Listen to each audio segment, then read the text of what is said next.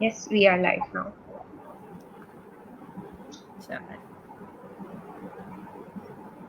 Okay, I guess we shall start because Yes, we बहुत should. देर हो चुका है. Yeah. Hello and Assalamu alaikum everyone. On behalf of Scholarships Corner page, in collaboration with Language House, presents session number 3, which is IELTS speaking. So before we start our session, let me give you a recap of our previous session, which was IELTS listening. In that session, we discussed what is IELTS listening all about, what types of questions commonly appear in IELTS exam, how is the score calculated, what is the most common mistakes and learners people do in IELTS listening, and in last, our demonstrator, Ms. Sana, shared with us some tips regarding that session. So our today's session would be of 40 to 50 minutes, and today we would be only discussing IELTS speaking. So if you have any question regarding this, you can uh, comment it now. Comment now, and we will be taking questions in last 10 to 20 minutes, and we will be answering all the questions. So don't worry about it. Okay, over to you, Sana. Hello, how are you? I Assalamu found it. alaikum. While Walaikum assalam. And without any further ado, Sana, please tell us about what is IELTS listening and how this exam is taken. yes, you mean I spoken. So yes, I spoken is the most interesting part of IELTS exam. It is a short interview, and interview is usually 12 to 14 minutes long. And it's interesting because it's interactive. You're sitting in front of the examiner and you're answering the questions live. So what I recommend is that start preparing a night before. It's really good if you have a good night's sleep and you have something really good in your breakfast. I recommend for the confidence boost, always wear something nice. If you would like to have a little makeup, so yes, go for it. It's really good to have that makeup, and but your clothes should be comfortable, something that gives you comfort as well as confidence. And always reach in time, keep your passport and ID with you. These are all the prerequisites for your IELTS exam. And once you have met all you have completed all these things, then comes the pattern. It's also important to understand the pattern of your IELTS test.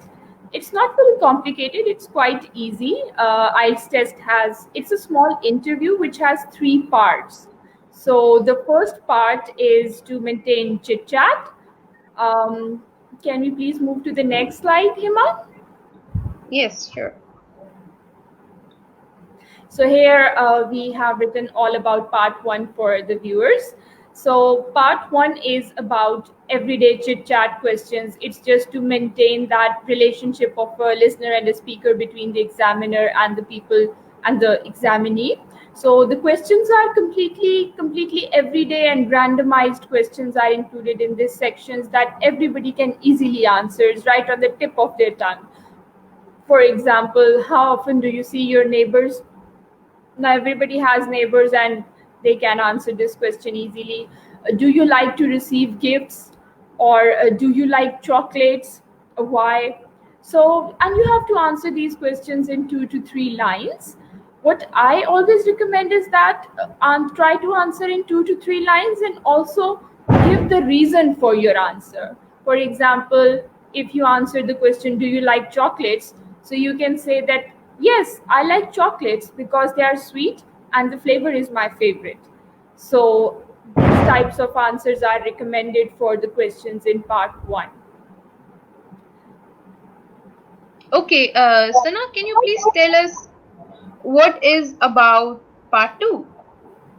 Well, sure. Part 1 was quite easy, and part 2 is slightly more complex as compared to part 1, because in part 2, you have to build a story, and you're given an outline and a paper and a pencil. So you have 1 minute to write down or just jot down the points, and if you're comfortable making the points in your head, that's also completely fine. So what you do is that you're given an outline, and then you have to build a story, and you have to narrate that story in 1 to 2 minutes. So there your narrative skills are checked, that how do you build stories, your stories complete all the points which are provided to you, the outline is covered in your story or not. For example, I've included one of the questions over here. It's describe an open air market that you enjoyed visiting, and you should say where the market is, what the market sells, how big is the market, and why you enjoyed your visit to the market. So this is an example of a part 2 question of IELTS spoken exam, and you'll be provided this question written on a paper. You'll have 1 minute to prepare your answer, and then you'll have 2 minutes to speak, and you'll tell the story.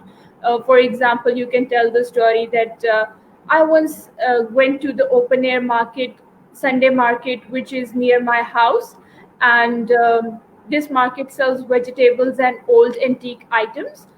I really enjoyed my visit because I went there with my friends, and this market is quite big. People from all around the country come there to shop and enjoy. There are many food stalls as well, and we all enjoy the food stalls.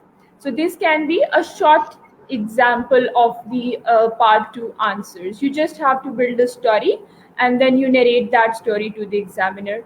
Usually past indefinite tense is used in this storytelling section, and the reason is that because you're telling an event that has already passed, it is from your past, so that is why you use the past tense. Just keep this thing in mind, that storytelling is usually used in the narrative tense, so that will be fine if you use that tense. Okay, what is included in part 3?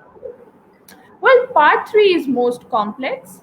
Not that complex, but if we compare it to part 1 and part 2, then part 3 is the most complex, because there your logical reasoning and your discussion skills are checked in that portion, and the questions are slightly more complex. Plus, you are not given any kind of hints as what to answer in those questions, and sometimes people get a little bit disturbed and nervous in this section. The reason being that many of the questions are such that they have never considered those questions in their life. For example, I've included some of the questions from part 3 in this slide. Like, do you believe that AI will replace many human jobs in the future? Is it a good or a bad thing? Now, some people might not know how AI is artificial intelligence, that how is AI taking over the jobs. And when I told this question to my students, they were really surprised that IELTS is asking questions on AI. So yes, because it is the most talked about topic nowadays. So such topics are included. So whatever comes to your mind and whatever is your perspective, you can say that. It doesn't matter. Your opinion doesn't matter whether it's right or wrong. You can say that yes, I think that AI will replace, and you can also say that no, I do not think that AI will ever replace that. But your reasoning should be strong. Whatever opinion you have, you should fully explain that opinion, and you should provide evidence for that opinion. No opinion is right or wrong in an IELTS exam, but your evidence should be solid and supporting the opinion that you are presenting. So similarly, there is another question: should children be taught money saving at a younger age or not, or relate a personal experience as well? So sometimes these types of questions appear where a social issue is a social issue is discussed, and then you have to give an example from your real life. So remember that this is a language test. This is not a truth or dare or a lie and not lying test. So you can invent anything. If you do not have a personal experience, then you can make up one. If you have seen something in a movie about this issue, you can relate that as your life experience. So yeah, this is the advice for that. Or there might be questions like, is it important to throw lavish parties in your culture? Is it a good trend or a bad trend? So you can also include questions like these. And whatever is your opinion, you just have to answer those questions. Just remember that you have to provide a valid reasoning for your answer. And many times students ask me that how long should be the answer. Well, there is no determined length for any question in the IELTS exam, but you should make sure that the answer is complete, that you have answered and explained that why you are saying this thing. So usually in part two, usually I just count the number of sentences people speak with me while practicing, and I've seen that in 8 to 12 sentences, the answer is completely defined. So that is the average lines that people speak in their tests, and that's completely fine. Even if you complete the answer in 5 lines or 4 lines, even that is perfect. The lines don't matter, just the answer should be complete. Okay, Sana, this was a wonderful that you explained in detail all the parts. Now, I would like to ask you how this section is evaluated. Well, that is a complex question that people usually ask me that. The evaluation of a spoken test is slightly different and difficult for every individual to understand. However, I have given um, an evaluation sheet over here, and this is the evaluation sheet. The criteria, evaluation criteria, is provided by University of Cambridge, and all the examiners use this criteria to evaluate somebody's strength. There is also another sheet which is called band descriptor. That is a detailed sheet which tells that what type of language mistakes lead to which band. I will not be discussing that sheet over here. We'll just discuss this sheet. So there are basically 4 criteria on which your spoken skills are evaluated. Number one is fluency. That means that you do not stop while speaking English language. Number two is lexical resource. Lexical resource means the types of words, vocabularies, phrases, syntax that you are using in your sentences. To which level does it belong? Like, do you make sentences of basic level, this, that, and completely easy sentences, or can you use complex coordinate sentences? The third is grammatical range and accuracy. Definitely, all the sentences should be grammatically correct and accurate as well. Grammatical correction and accuracy means that your sentences should be appropriate according to the situation. That also counts. And the last thing is pronunciation. As I explained in the listening section, that all the famous pronunciations and dialects are acceptable.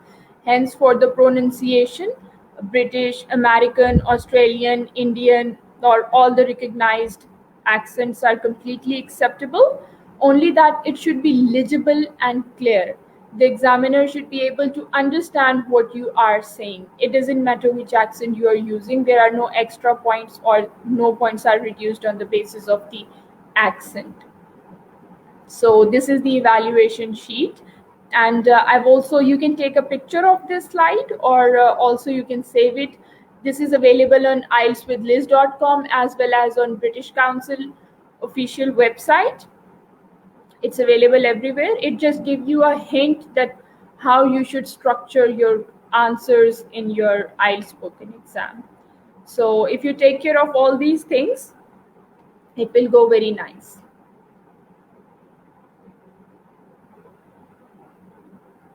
Second. Yes. Sana, so this was our second last question. And the last question is, does Language House help people with spoken skills? Oh yes, well, this is the question which I can answer elaboratively, and I can tell you everything about that. As I run Language House, and all the courses are designed by me or designed by my colleagues, and I have a strict eye on all the questions.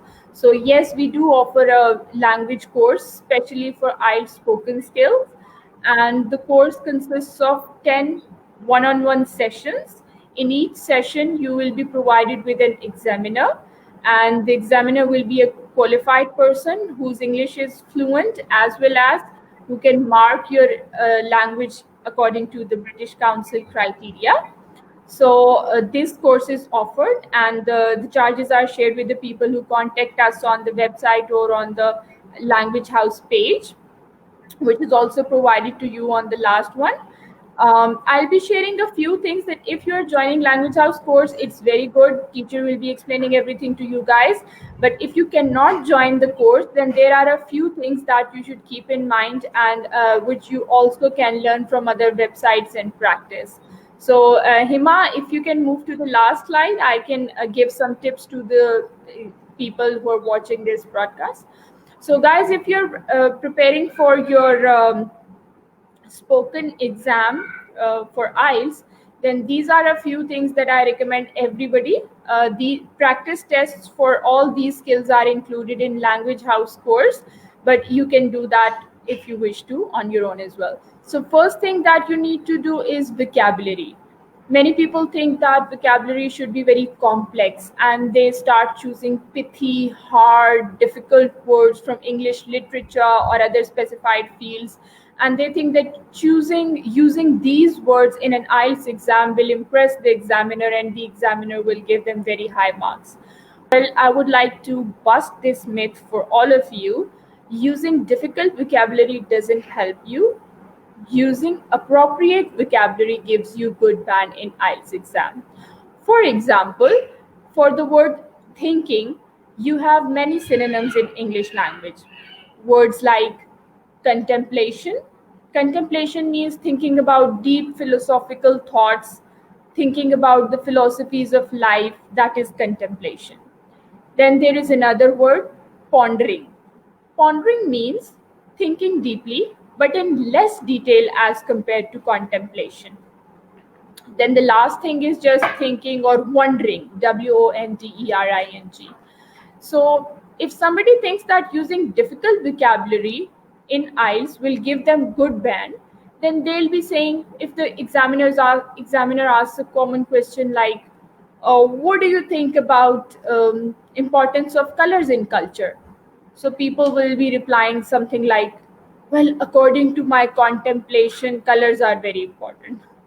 So that is a wrong use of a word in English language, because contemplation is deep philosophical thinking, and the examiner has asked you a very common question. Using pithy words in common life situations means satire. So I repeat again that if you are using vocabulary, if you're preparing vocabulary for your IELTS exam, then you better go for the appropriate vocabulary instead of difficult vocabulary. And there are many words, and also a campaign for learning IELTS vocabulary is going on the Language House page, which is Language House PK. The page is same on Facebook and Instagram. You can join the campaign and learn many words for IELTS vocabulary completely free of any charge. You can be a part of the campaign and learn those words. A second trick is syntax. Syntax means the structure of your sentence. The simplest structure in English language is subject, verb, and object. For example, if somebody asks me, where are you? So you say, I am in the room. This is the simplest answer. The complex structure can also give other details in the same sentence. For example, I'm in the room and I'm doing my work. So by using and, you have added a whole new detail into the sentence. Now this sentence is a complex sentence, right? Complex, not grammatically complex. It just means that it has more details. It has two subjects, it has two verbs. And joining more detail in a single sentence also shows that you have more command over language. So yes, there are 4 types of English sentences: simple sentence, complex sentence, compound sentence, and complex compound sentence. You can learn them from any grammar, but I'll tell you in one word that it's just that whatever you are saying, give the reason of that act in the same sentence and it becomes a complex sentence, right? So you can practice that in sentences instead of making very short and loads of sentences. You can join 2 of them. That will improve your band and improve your talking style as well. The third thing is use of cohesive devices. Cohesive means that your speech should seem like it is part of one unit. It should not seem like you're talking about 10 different things in one sentence. So, cohesive devices are devices like as well as soon as, at the end of the day, well. Fillers can also be used as cohesive devices because they keep your speech intact and make it appear like one unit. So if you're telling about an action and the result of that action, that then you can use the word consequently, right? For example, um, using a cheap quality cloth can uh, damage your damage your dress, right? So you can say if you're using low quality cloth, consequently your dress will be damaged. So this is how you can use cohesive devices in order to make your syntax appropriate for the IELTS. So, and the last part is that you should improve your fluency. For that, find yourself an IELTS buddy, a person who's just like you, who's preparing for English language exam and who likes to speak English and practice English. So find yourself an IELTS buddy and practice with them. Start from describing everyday things like what did you do every day, what do you do every day, what do you take in a breakfast, things like that. Start describing those things to your partner every day, or what you can do is just sit in a room and see what is around you and you can start describing it to your partner. So these small details can give you a lot of practice and confidence for your final IELTS exam. Of course, you can also go and find many online resources which are specifically designed to improve IELTS spoken test, but you can always watch season movies and everything and copy language specimen from these places as well. And yes, as I've mentioned in the slide as well, that right now we are doing a campaign on IELTS vocabulary on our language house page. You can be a part of it without any charge. You just have to go to the page, like a word, and make a sentence of that word. This way, you'll be practicing a new word that you can use in your IELTS exam or in your everyday life, and we'll be checking whether you're making right sentences or not. Okay, Sana. Now it's time for the questions. I have a very interesting myth regarding this section. Um, so the first myth is the speaking test is the easiest part of the exam. Is it true? For some people, yes. If you're a talkative person and if you like speaking, then it's the easiest part for you. Also, it is only for maximum 14 minutes long, so it yes, it is easy. You just sit. In fact, for many people, it is enjoyable. But if your confidence level is not good, or if you are an introvert and do not like sharing things with people, then it might be the hardest part for you. So it depends, it varies from person to person. If you're a talkative person, if you like talking, then it's the easiest part. If you don't like that, then it might be the toughest challenge you ever had. Okay, the second myth I am coming across is, do you need to have a native like accent to get high score? Well, this is a very important question, and many a times people come to me and they say, "Ma'am, can you help us? We want to have British accent," or "Ma'am, can you help us? We want to have American accent." So my reply is that no, you do not need to have a foreign accent. You do not need to have a British or American or Australian accent to achieve a good score in IELTS exam. Anybody can have a good anybody can have a good score in IELTS exam. The the accent doesn't matter. It should just be clear enough for the examiner to understand it. But otherwise, you do not need a foreign accent. That's a myth. Okay. The next myth I'm reading right now is, if you don't hesitate when speaking, you will make a good impression. Like Yes. whatever you are speaking, it's wrong, grammatically wrong, structures are wrong, or just you are speaking, it is like counted as a good impression. Uh, I don't know what exactly do people mean by impression. The thing is, as I've explained, your IELTS band is a result of four criterias. Like they do check what type of words you are using, how you use your syntax, what type of grammatical mistakes you are making. Fluency is just one of the criterias of IELTS exam.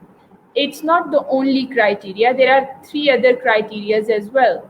So yes, speaking fluently will definitely give you marks for fluency, but you need to have a good or appropriate grammar, vocabulary, and language sense in order to make a very good impression in an English language exam.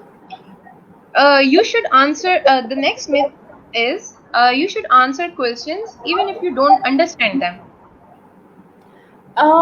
Well, you have a complete right to ask. If you do not understand a question, you can ask the examiner that I'm really sorry, but I'm not sure if I understood your question correctly. Can you please explain it to me? Or can you please expound what do you mean by this question? So it's you will not be your marks will not be reduced. If you do not understand the question, please ask from the person who's taking your exam. You can ask the a person to clarify your question. Um, One more thing, many students say that sometimes they ask such a question about which we do not have any knowledge. For example, the question can be about economy or AI, right? So Yes. many people are not an expert on that subject. So you can start your answer like, well, I'm not an expert on the subject, but in my humble opinion, this is like this, right? For example, I don't know much about economy. So if somebody asks me a question about economy, I would be saying that, well, I'm not an expert on an economy, but in my humble opinion, economy is something to do with money. So I can answer a question simply like that.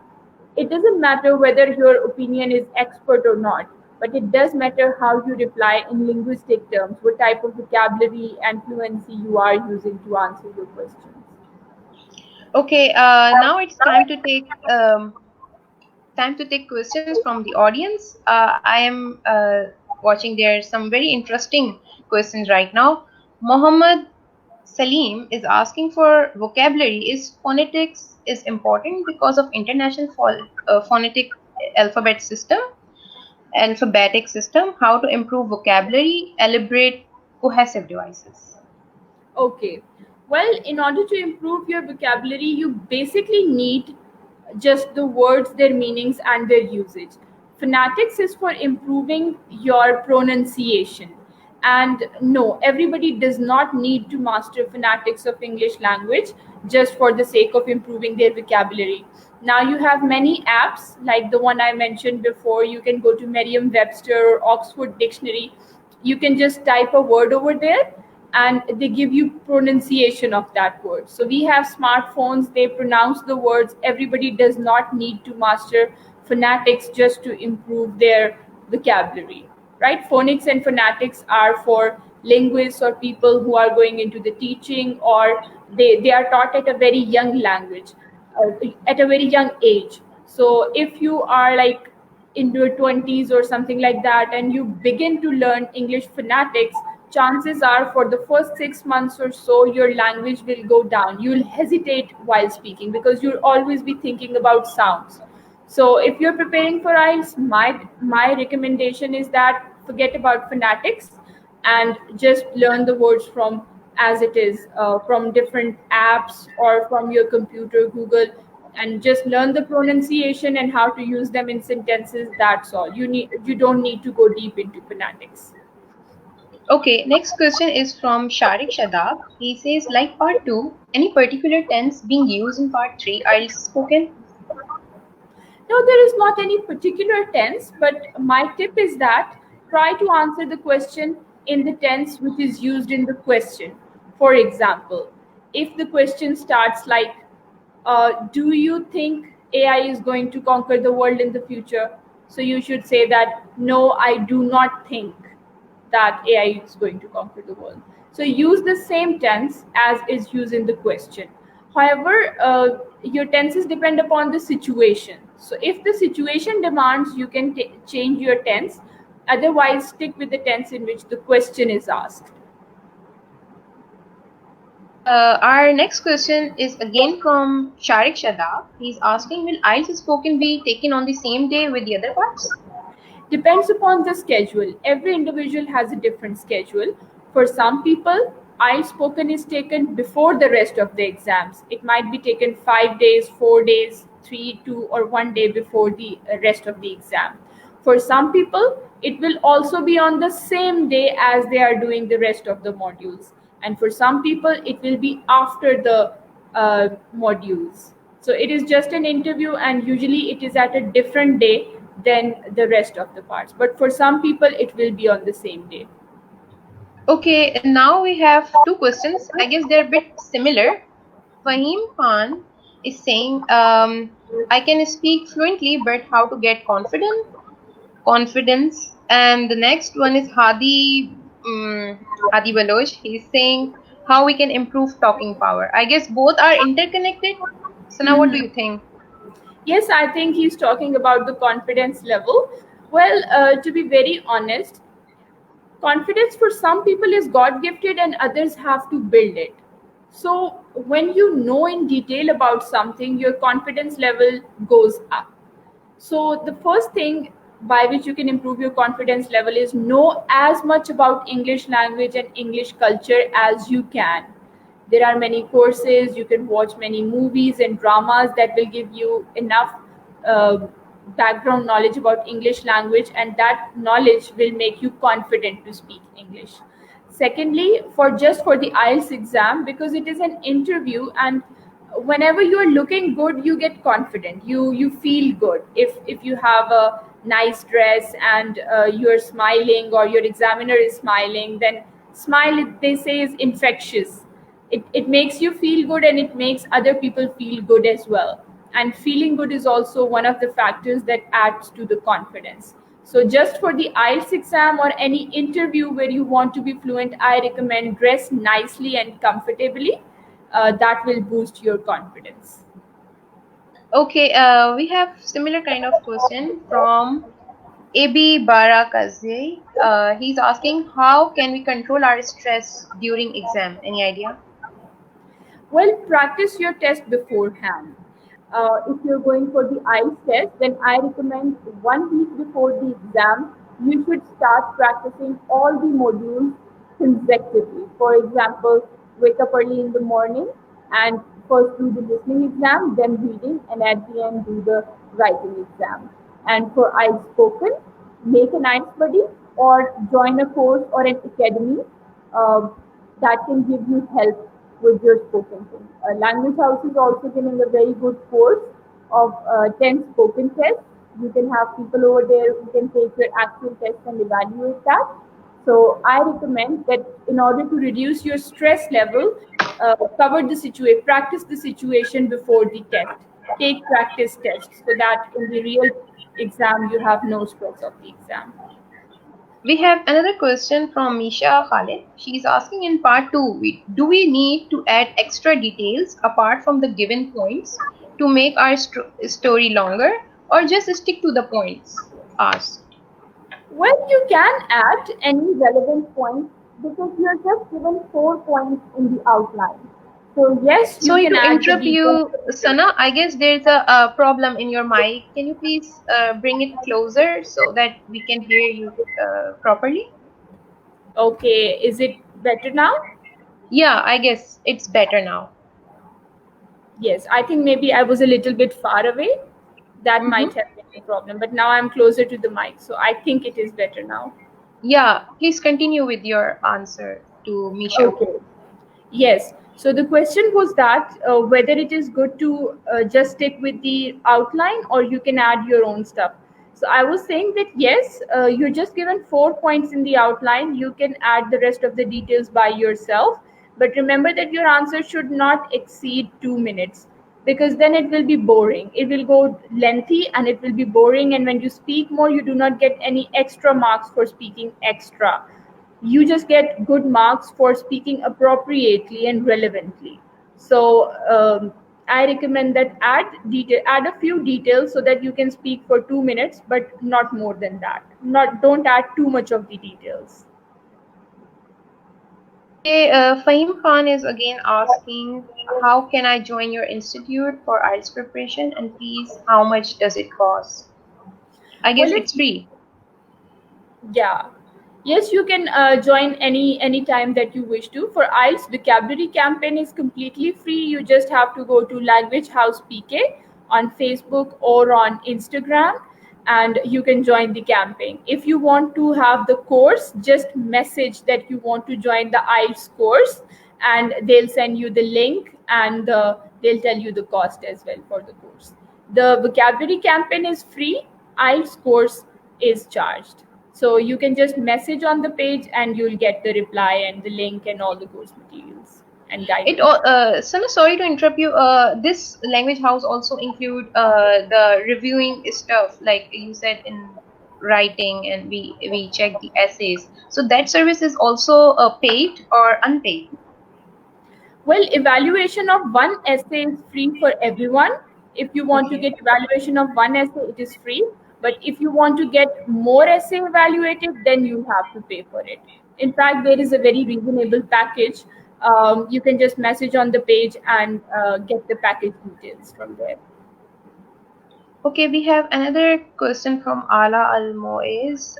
She is asking, is there any idea about the topics the interview gonna ask me, or it just depends on the luck and there's some certain stuff? Well, usually in IELTS exams, you are asked questions about the current circumstances, well, the social issues, social aspects. These types of topics are there. In IELTS exam, they never ask you a question that can put somebody into trauma, or some people can have bad experience with that questions. For example, religion, terrorism, or um, sexual abuse. These types of topics never appear in IELTS exam. Religion, criminal orientation topics, they never come in IELTS exam. But topics of general interest and general social aspects, they often appear. I recommend that you should go through Cambridge IELTS books. They have X exam papers of all the spoken tests taken, so that will give you a very good idea. There are like some, if you start from book 5 till book 15, so you will be able to cover some 40 topics, and chances are that when you go to take your IELTS exam, you would have covered all the topics which are possible for an IELTS exam. So nothing would be new for you, or you'll have an idea how to talk about a new topic. Mhm.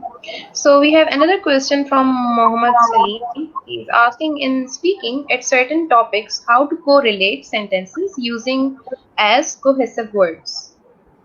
Okay. Well, as I was explaining before, cohesive words are the words which join your sentences and your speech pattern as well. Cohesive devices also give an idea at which part your explanation or your answer is. Usually, whenever you're answering the question, there are three important parts: the opening, the middle, and the end. Whether it is a sentence or it is a complete talk, they always have these three elements: opening, middle, and end. So cohesive devices join opening to the mid and middle to the end, right? So this is cohesive devices. There are special cohesive devices for conclusion. There are special cohesive devices for the explanation portion. And well, for introduction, you do not need cohesive devices as such. However, there is a proper pattern for introduction in IELTS writing, which we'll be discussing in the last session, which is about IELTS writing. But for now, I'll give you an example that cohesive devices can be used to compare things. You can say, on one hand there are people who think that co-education is good, and on the other hand there are people who do not agree with that. So on one hand and on the other hand, these are cohesive devices which join your speech. It tells that there is one point of view and there is another point of view. So this is a cohesive device. And similarly, devices like, in the culmination of the above discussion, that gives a hint that this part of the speech is towards the end side or towards the conclusion. You can also use words like consequently, hence, however, and if you have given details about a topic and at the last moment you are reminded of another word, you can use the word moreover. So these words can be used as cohesive devices and they connect your speech um, in a story form, you can say. Okay, we have another question, somewhat related, from Ala and Misha. So Ala is saying, what is the best way to boost my vocabulary? And Misha is saying, how can we improve our fluency? I Well, guess they are interrelated. Mm-hmm. yeah, they are interrelated. Talking about vocabulary, there are numerous ways of improving your vocabulary. I recommend try to learn words in the context. As I mentioned before, right now there is a free vocabulary campaign going on Language House page. So you can go at Language House PK, Facebook and Instagram page and join the vocabulary campaign. The words are provided, sentences are provided. You can go and make sentences of your own. In this way, you'll be part of the campaign and you will be learning loads of new sentences as well. Um, there are other ways of learning vocabulary as well. You can download different apps. You can also learn new words from different movies, seasons, for spoken, of course. Because when you listen to different words, you can see in which situation you can use those words. So my idea, my recommendation is that always learn vocabulary in the context. See that how a word is used and in which situation is that word used. Because when you have a context for for a word, it's easier to remember the word.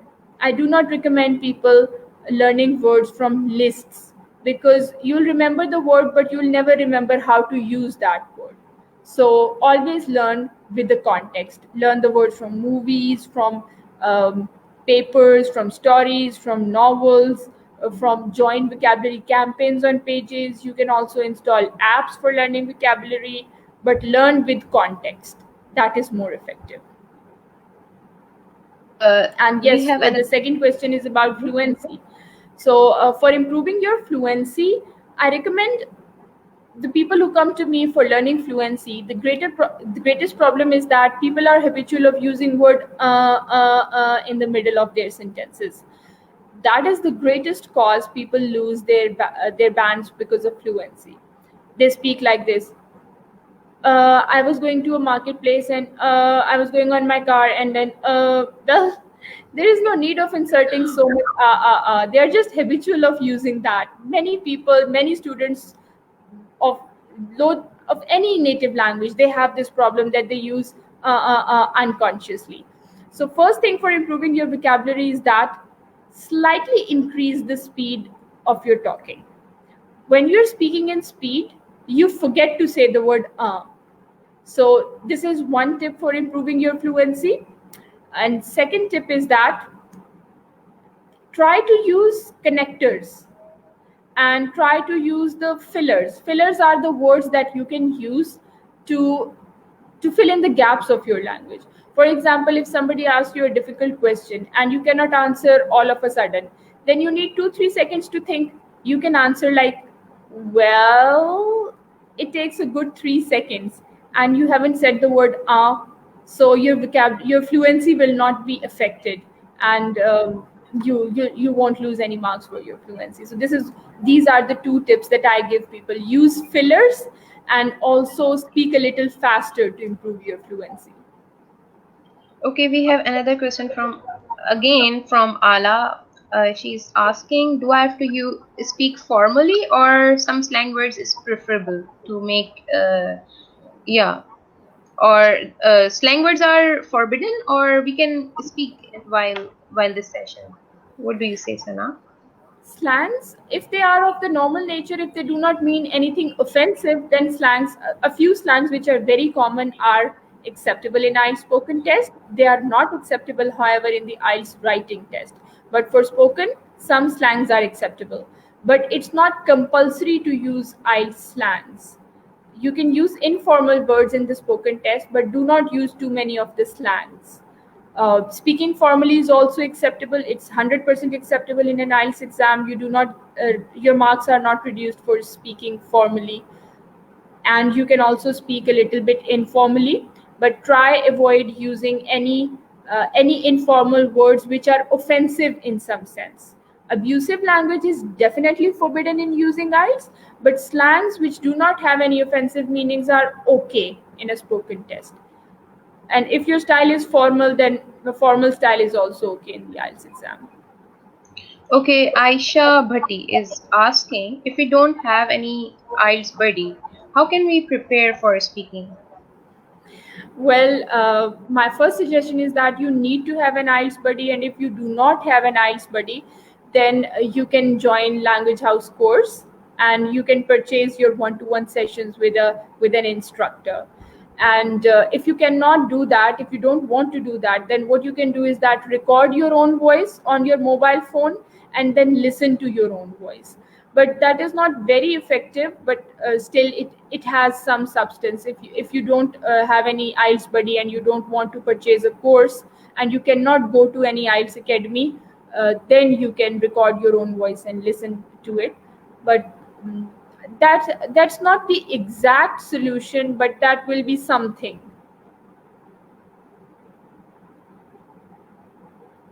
I think we have another question.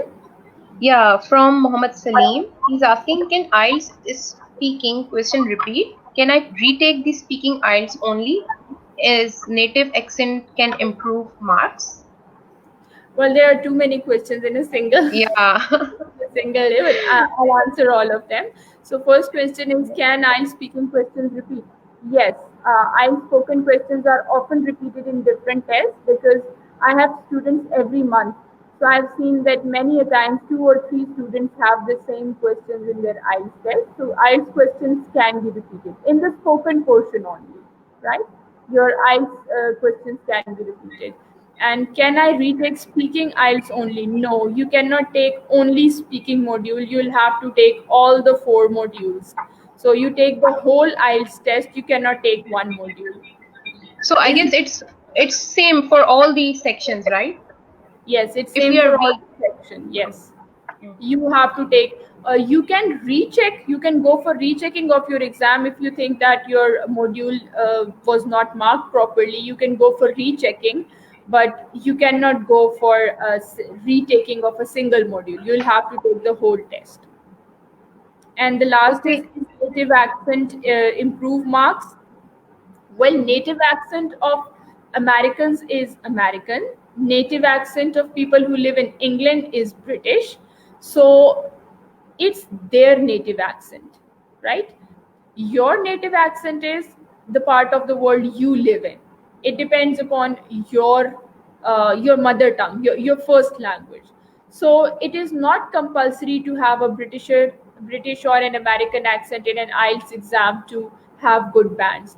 Whichever accent you have, that is completely fine, whether it is Indian or Pakistani or whatever. It should just be clear enough and correct.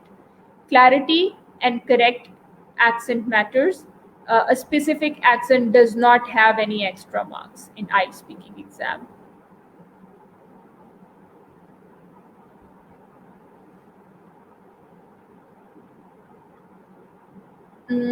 I'm sorry, I can't hear you, Hima. I think your voice is gone. Yeah. Tayyib Hussain is asking, please recommend him some IELTS preparation books. Well, our next session is on IELTS reading.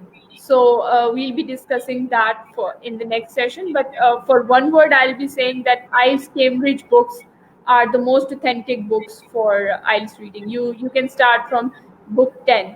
IELTS Cambridge book 10 has the authentic reading material for reading exam.